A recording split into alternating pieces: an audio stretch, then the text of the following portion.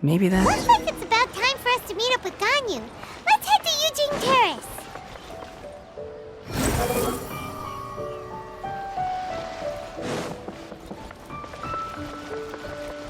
The key here is consumer psychology. Behold!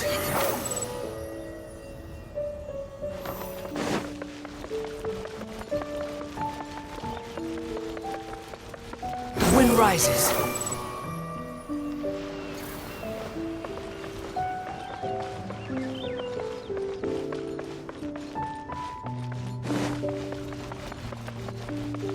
Squall and fury.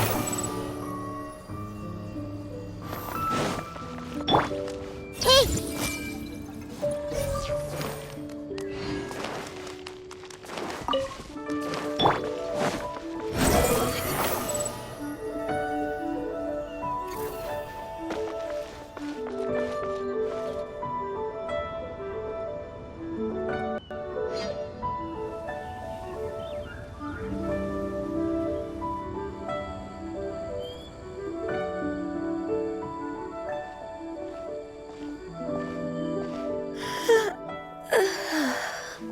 Greetings, Traveler and Paimon.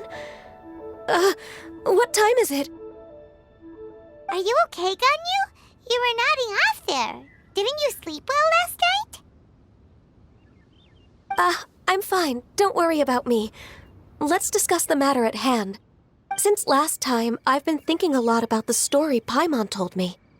In essence, someone rescued a drowning man and performed some music. If that were all there was to it, it could have been many people, human or Adeptus.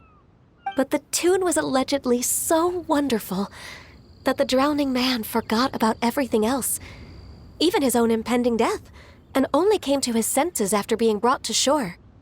Perhaps there was an adeptal power at work in that music that he, as a mortal, could not perceive. Or perhaps he sensed a power surrounding him but lacked the words to describe it, not knowing where it came from. Either way, if this part of the story is true, then the rescuer has to have been an Adeptus. You really think so? But this story is all the way from Fontaine. Isn't this a bit of a long shot?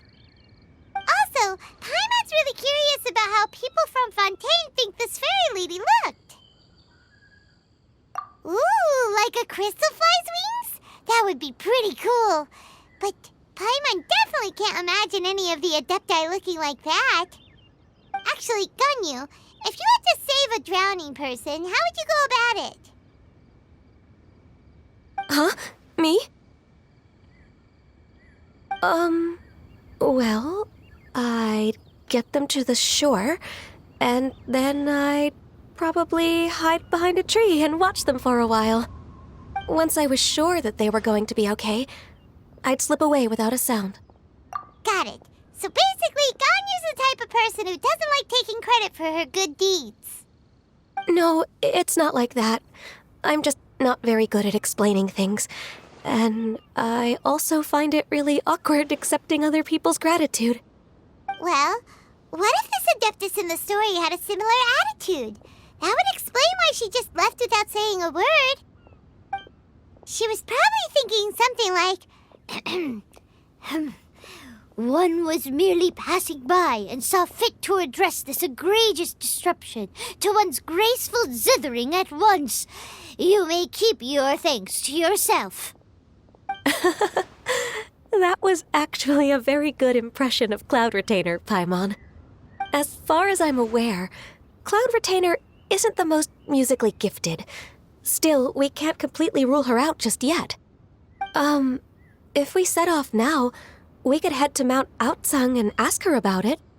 You'll be able to confirm either way if it's her, and I can, I've been in Lea Harbor for so long now that I'm just not as familiar with the Adepti anymore. If there's anything we want to know about them, she's the best person to ask. Sounds great! And we're pretty close with Cloud Retainer by now, so we probably don't even need to bring her food this time, right? I've prepared a gift for her to mark the festival, just in case.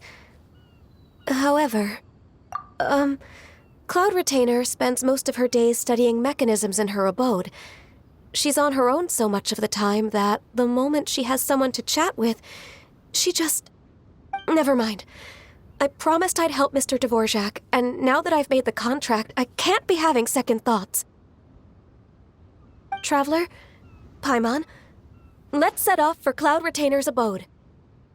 Seems like this is a tough decision for Ganyu, but she's made up her mind now.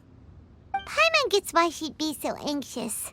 Okay, how about this? If Cloud Retainer tries to start telling stories about her again this year, we should pipe up and change the topic. Wait, did she leave already? Hey, Ganyu, wait up!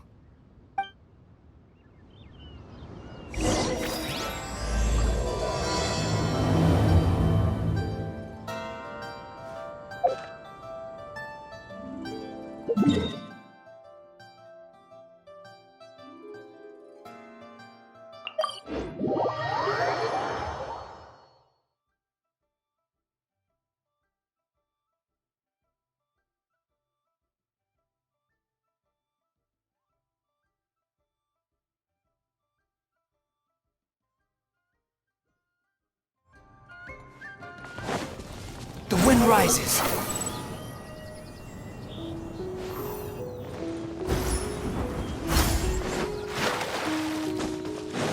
Squall and fury.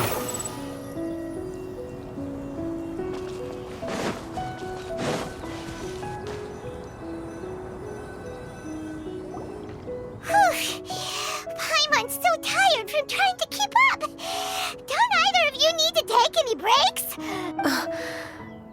I can't believe it. Cloud Retainer is not here. Huh? Did we miss her? She doesn't like to travel, so in the past, it's always been the other Adepti who come to visit her during the festivals. True. Now that I think about it, Cloud Retainer would be quite capable of taking care of anything on her own. There's no need to worry about her. Since she's not here, I guess the next step is to check all the other Adepti abodes, one by one. Uh-oh. Will it involve a lot more traveling? Got it! Paimon has a great idea! Please go on, Paimon. Our goal here is to find the Adeptus that helped Dvorak's ancestor, right? We can't hear any music right now, but if she's really as nice as the story suggests, she'd definitely come to help anyone who was drowning, right? Yes, I think that's fair to say. So, all we have to do is get the Traveler to pretend to fall into the water, and the Adeptus will come to the rescue! You know perfectly well that Paimon can't swim! Paimon would sink like a rock! Just trust Paimon! The water's pretty deep over there! Quick, swim to the very center!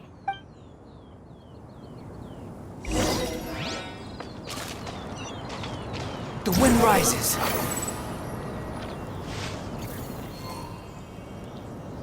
Help! Help! Someone's drowning! If only there was a kind-hearted Adeptus here to save us! Oh no! Whatever will a Paimon do?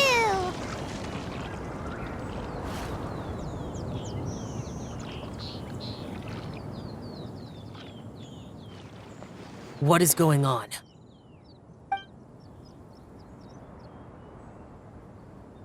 How do you feel right now? Shenhe! And the Conqueror of Demons. Why don't you say something? Please don't make Paimon explain it. Okay, fine. Paimon will explain. We're looking for an Adeptus who's good at being a lifeguard and playing music. But if the Adepti aren't gonna stay home, then how are we supposed to find them? It wasn't me. Yeah, so this Adeptus is most likely a woman. And I am not an Adeptus, as you both already know, Traveler and Paimon. Okay, so this is Paimon's fault. No way Paimon would have suggested this idea if she'd known how awkward this was gonna be. Glad you're okay. As far as I know, the one you seek is no Yaksha. And one last thing. Your actions here caused others a great deal of worry.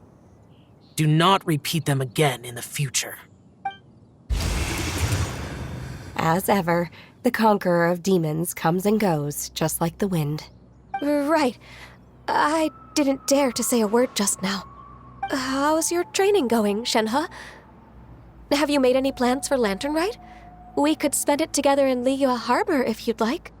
Oh, I had planned to spend the festival with Master this year. However...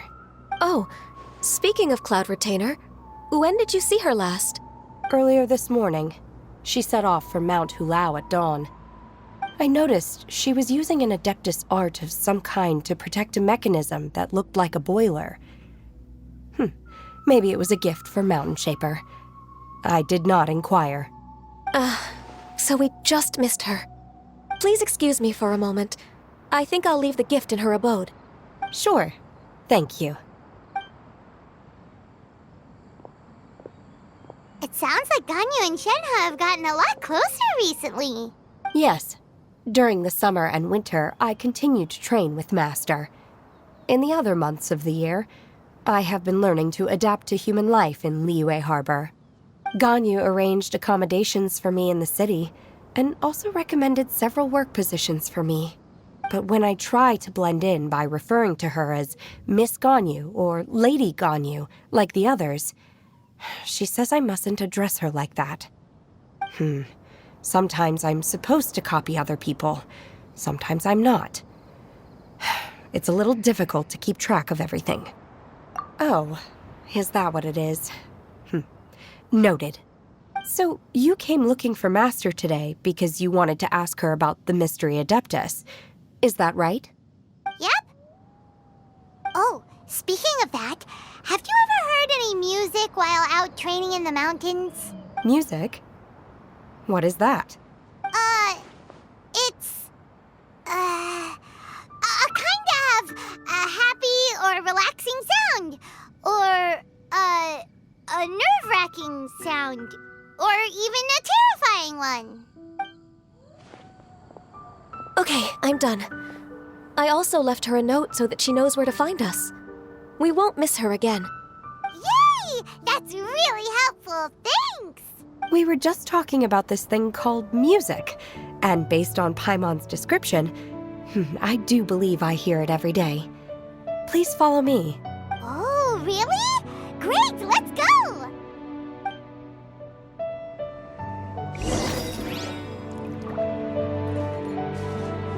Squall and Fury.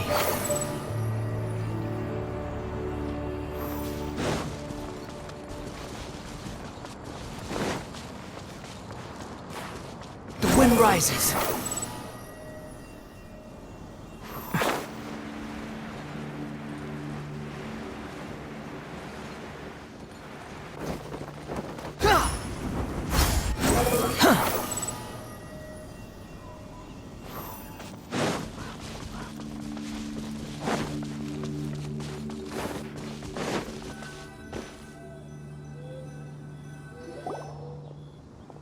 This is the place. I enjoy training here to the sound of music. Oh no!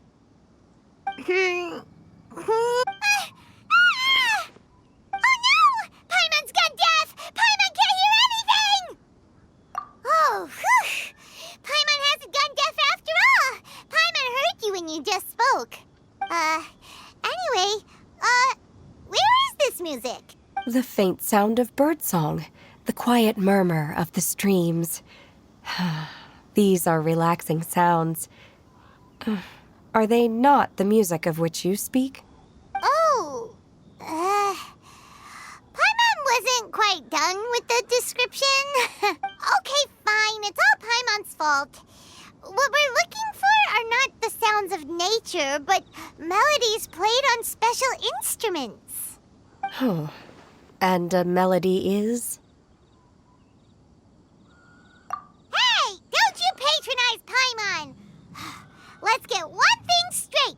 Paimon knows plenty of nursery rhymes, but Paimon does not sing on demand without payment. Hey, why don't you just sing that one melody Shen has heard before? It'll probably help her to understand what we're talking about.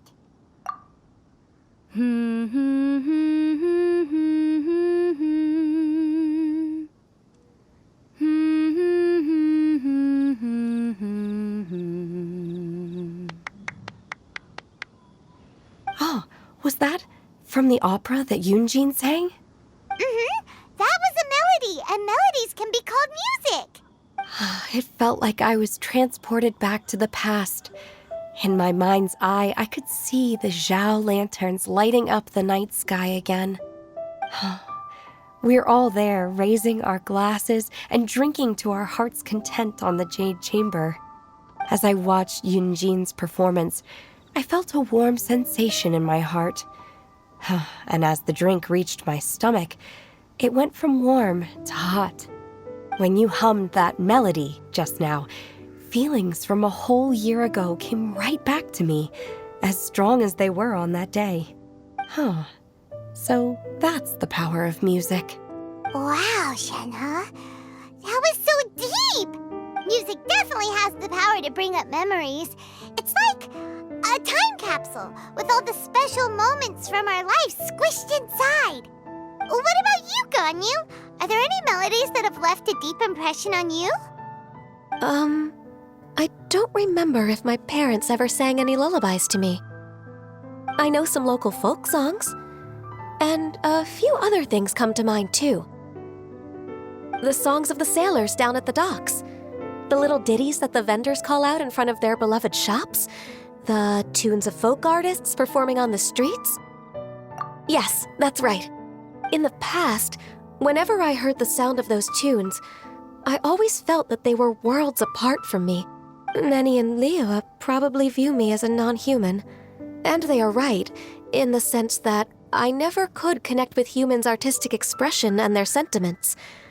So I haven't been able to integrate into their community and be a part of their lives. At least, that's the view I held in the past. Only more recently did I start to realize that the only barriers are ones that I have erected with my imagination. The way those melodies make me feel isn't all that different from other people after all. They're about mundane details of everyday existence. Life's ups and downs, joys and sorrows. Even though we come from different backgrounds and have different stories to tell, when it comes down to the most common things that we see and experience around us each day in the city, in that sense, we're all the same. You go, Ganyu! You're really making progress. You have loads of friends in Liyue Harbor when you think about it. Okay, maybe some are more like coworkers and bosses, but at the very least, Keqing and Shenhe are your friends now, right? Yes, I am. Technically speaking, we should refer to each other by the conventional forms of address used among fellow disciples. But now that I know what constitutes a friendship, I do believe we are more friends than co-disciples. Thank you, everyone. Once the days are warmer, I would like to host you at my home in the city. Please, I've planted many types of flowers. I'm sure some of them will be to your taste. You are too kind. I couldn't possibly. Nonsense. You are my friend. I have cultivated and cared for the flowers just as you taught me. Once you've seen them for yourself, I am sure you can advise me how to do an even better job next time. I will save some for decoration. We can feast on the rest. Then, thank you in advance. Wait, what is that saying again? If you insist? Do people say that? I'm not completely sure either. It doesn't matter, okay? You got the point across. No need to split hairs. Paimon's more concerned about your idea of a girls' night out. Eating flowers? Really?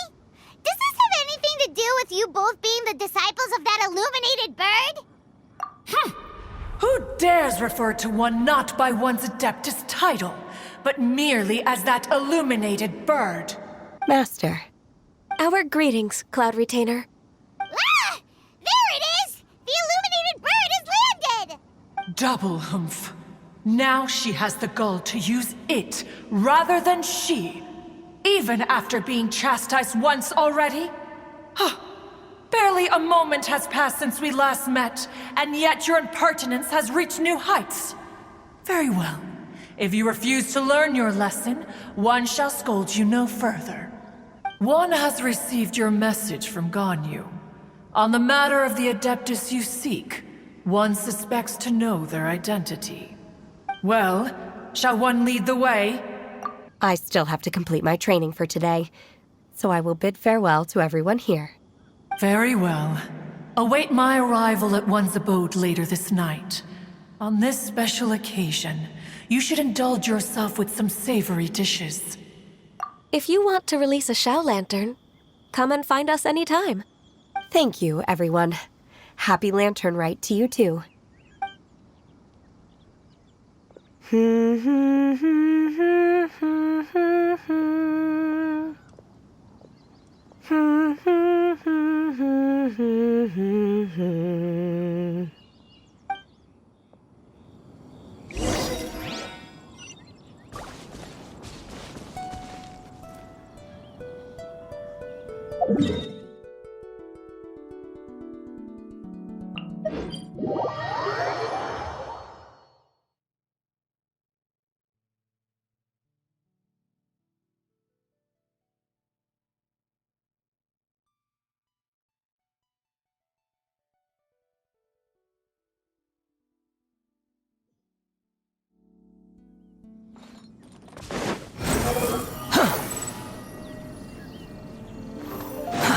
Too slow.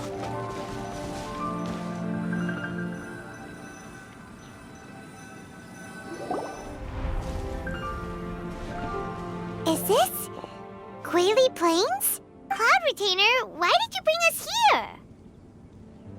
Ganyu is of course familiar with the name Guizhong, but have you ever heard of her? Guizhong is another name of Agentis, the god of dust. She was extroverted in nature and adored social gatherings and inventions alike. Long ago, this region was yet a prosperous assembly. Guizhong often invited her friends to visit her home, reserving for us seats around the largest stone table. Sea Gazer would always bring out his latest treasure and place it upon the table. He could be quite the braggart. Though usually a mild-mannered fellow, when it came to those collectibles he was so fond of, he always loved to show them off. Paimon remembers that name. So that's what Sea Gazer was like. He was an old friend and a former rival. One has many memories of him. Once he had brought out the treasure, it would predictably become the center of attention. Neither Guizhong nor one was content to let him just steal the spotlight. So we would then also present our proudest mechanical creations. As Adepti, we were each gifted in our own ways, and naturally proud of our accomplishments in our respective fields of expertise. As a result, one often quarreled with Sea Gazer. His treasures were not even of his own making. He just used his exploration skills to dig them out of the ground. How, pray tell, could he compare to me, when every single one of one's accomplishments were crafted by one's own hand? Cloud Retainer, you are getting competitive again. One digresses. Regardless, every time an argument occurred, Guizhong would come over to watch us during our mutual lambastics. On some occasions, she would join in, and on others, she'd take one of us by the limb and start uttering the most ridiculous nonsense. What kind of nonsense? No kind of nonsense were we spared. Sometimes she would brazenly opine, why argue between yourselves when neither of you could ever hope to beat me? Other times, she would make unsolicited suggestions, such as, once you two are done arguing, let's go to the foot of the mountain and grill some meat. She always sought to make everyone happy, and one must say, she had quite the gift for it. No matter what nonsense she said, one never felt bothered or offended. It also helped that she never referred to one as that illuminated bird or ladybird. Come on, get over yourself! Anyway, just as our impassioned arguments would reach the apex of acrimony, Marchosius would bring his delectable dishes to the table. Who would dare snub the stove god and his wondrous creations? At the sight of him, we would all immediately drop the argument and prepare the table for a night of feasting and drinking. Back then, one was always bothered by how the cups Rex Lapis brought were always too square for one's taste. Can you see yourselves ever enjoying a drink from a square cup? Precisely. So, as you can see, even one as great as Rex Lapis was not immune to making the occasional blunder. Even one could never find fault with Marchosius's cooking. As we ate, Guizhong would continue to find topics for conversation, filling the table with humor and laughter. Each of those old fossils had their character flaws and points of obstinacy. So why was it that whenever we dined together, we always had a marvelous time? We would drink together from a spot high in the mountains until the moon set and the sun rose, and only then would the banquet finally come to an end. Streetwood Rambler would often remain to admire the flowers with Guizhong before returning to her own abode. The glaze lilies were far more abundant back then. Entire fields of them would appear to the eye as a veritable sea of flowers. Streetward Rambler? That would be Ping. You probably know her as Madam Ping. Oh, okay. Wait, this is a lovely story and everything, but didn't we come here to find that Adeptus from Mr. Dvorak's story? Or are you saying that it was Guizhong? Didn't she, already, Alas, long has one avoided this place for precisely that reason. The sights here are a reminder of a time long gone, and evoke much sorrow. One should have guessed that you would disrupt one's poignant moment of mourning with your incessant questioning. No matter, one will share the whole story with you now. In times gone by, one quarreled oft with Guizhong concerning mechanical principles. We each had our ideals, and neither would yield. Under the pretext of a social gathering, one invited the impartial Rex Lapis to judge the quality of our creations. But Rex Lapis declared that Guizhong's Obscuro Vulpus mechanism was superior. Though one was too proud to acknowledge it, in one's heart, one knew that Guizhong was indeed the superior talent in the mechanical arts. As for the story between Guizhong and Streetward Rambler, that begins with a certain bell. In Guizhong's opinion, while mechanisms were no substitute for human composers, they were yet capable of producing simple but fine melodies. But Streetward Rambler believed music to be an expression of the soul, an emotional enterprise that could never hope to be replicated by machinery. They argued endlessly, until one asked Rex Lapis to intercede. He confiscated the bell and designated it for ceremonial use.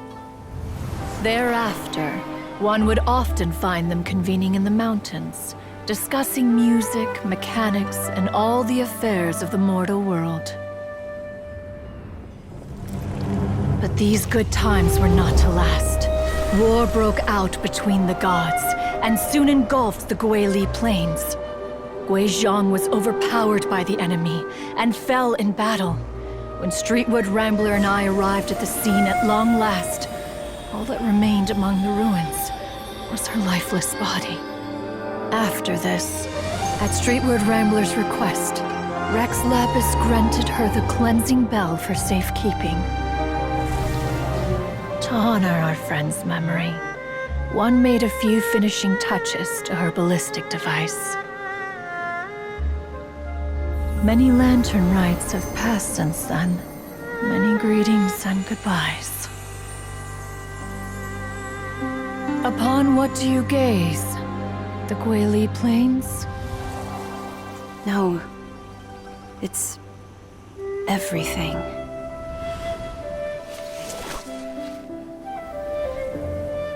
We think of human life as like a lantern that's lit one minute and extinguished the next. But are we Adepti so different? Perhaps as dust settles after a storm, we too must one day return to the world below.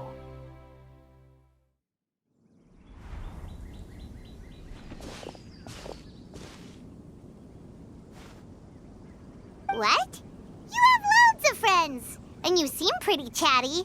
Just because one is not ignorant of social graces does not mean one is fond of them. One is perfectly capable of partaking in conversation despite being introverted. But in the end, one is nothing like Streetward Rambler. She is dauntless but thoughtful, not to mention eloquent and wise. Moreover, her friendship with Guizhong was far greater than one's own. Back when they were rivals, they would often compete against one another in the realm of musical composition. That cleansing bell was one of Guizhong's proudest works, having the ability to both compose and perform. Wait, that's weird. Didn't Madame Ping say she pestered an old friend for that bell? And she also said something about being a vain beauty when she was young or something. Streetward Rambler, a vain beauty. My foot.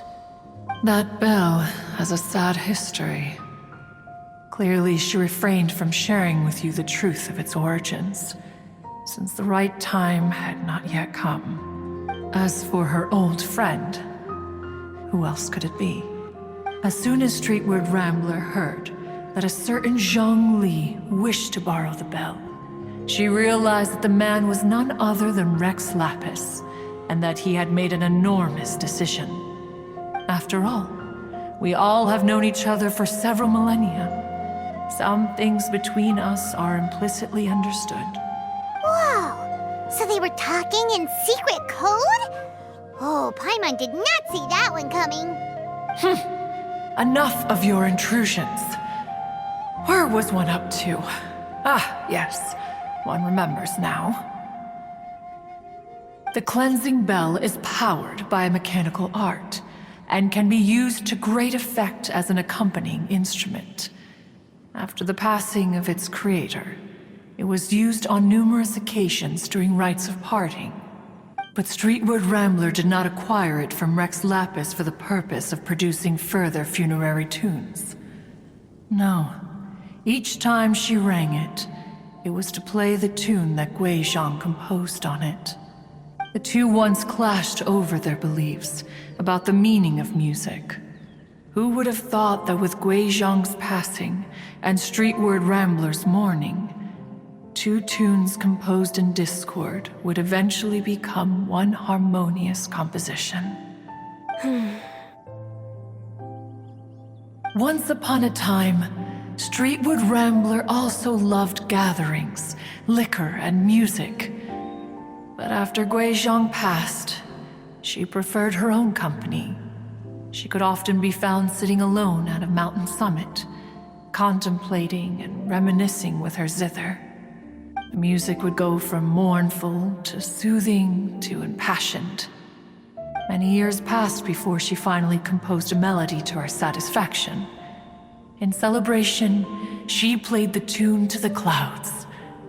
Regrettably, one has only ever heard her play that tune once. Which brings one back to the matter you've been investigating. Perhaps it was during that performance that the ancestor of your Fontaine friend fell into the water and was saved by Streetward Rambler.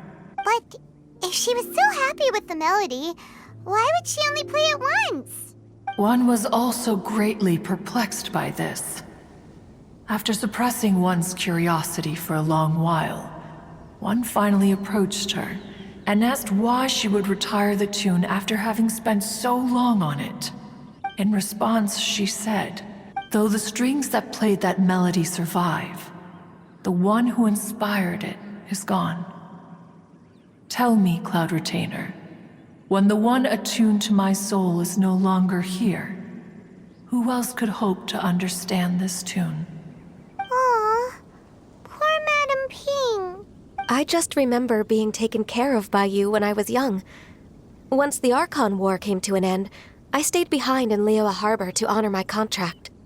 Although I met Guizhong a few times, I never knew anything of this particular story. Guizhong was quite the visionary, but tragically passed before her time.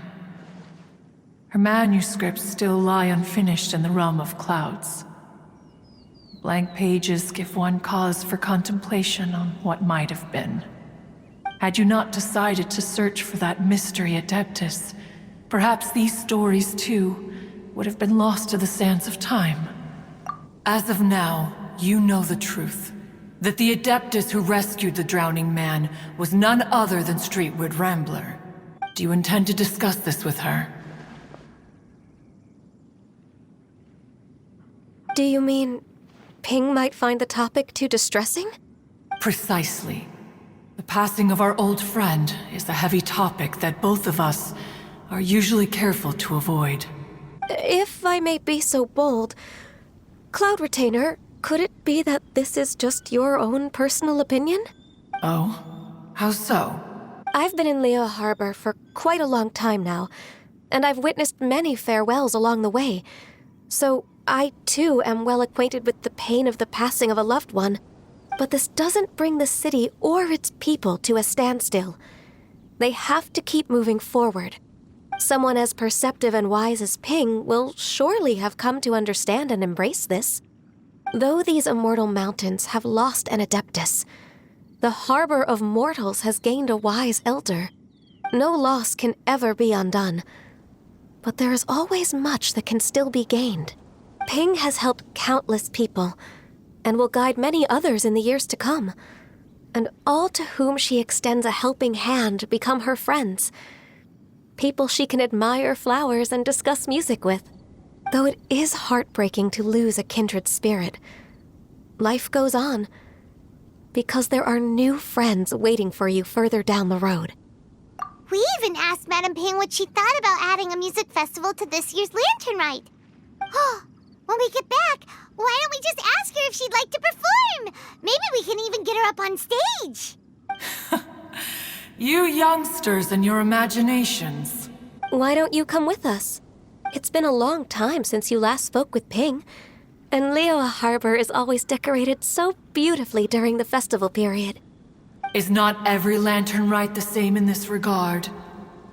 Were there ever anything new to discuss? One and Ping could meet any day of the year. I disagree. Each new day and each new year is different from those that have come before. How long will you simply let them pass you by? Very well. Then one will be off. If the other old fossils have sneaked away into the city to amuse themselves, one shall soon find out. All right. We should be getting back to the harbor as well. We don't want to keep her waiting. Once the Guili Assembly, now the Guili Plains. Say, if we planted flowers there and cared for them carefully enough, do you think that one day we'd be able to recreate the sea of glaze lilies? Allow one to take back one's praise from a moment prior. You are still far too given to flights of fancy, child. What? Cloud Retainer? You were still listening? One observed that you were making no effort to leave, and returned to chasten and hasten you. This time, one is departing in earnest.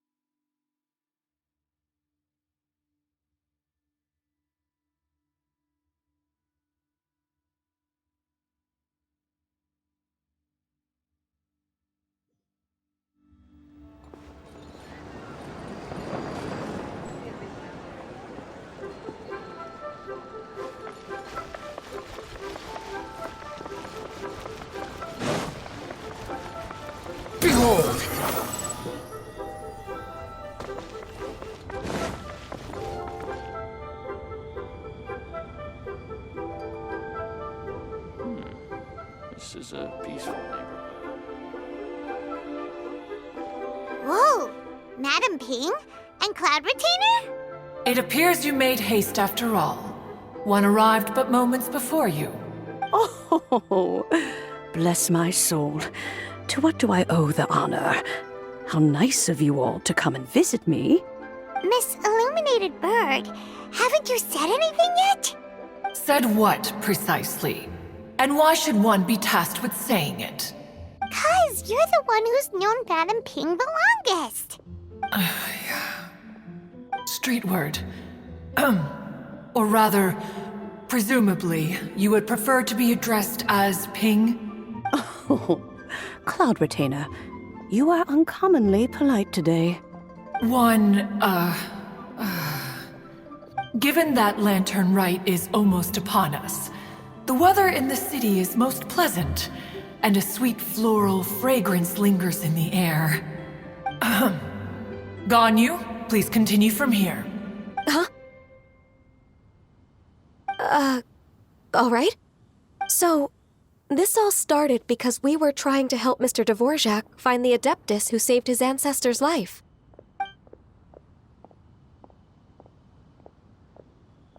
Cloud Retainer informed us that the one who played that melody and rescued the drowning man was none other than yourself. Let me think. Yes, I do believe I recall that encounter. What a long time ago that was. I'm surprised that you still remember it.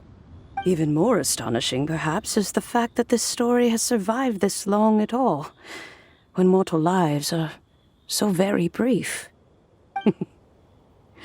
It appears that she has proven herself right once again.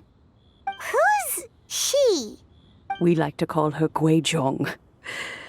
From the look in Cloud Retainer's eyes, I sense that she has already told you all about her. Albeit reluctantly, one might add. There is no harm done. After all, Lantern Rite's very purpose is to commemorate the heroes who gave their lives for Liyue. Although Guizhong did not live to see the splendid sights of today, she was as much a hero as any other. So how has she proven herself right again exactly? Once upon a time, she said to me that humans were a weak form of life that she wished to protect with her wisdom. But as she interacted more and more with them, her opinions on them began to change. She marveled at the beautiful complexity of their spirits, the sheer splendor of all they could accomplish through their hard work and intelligence.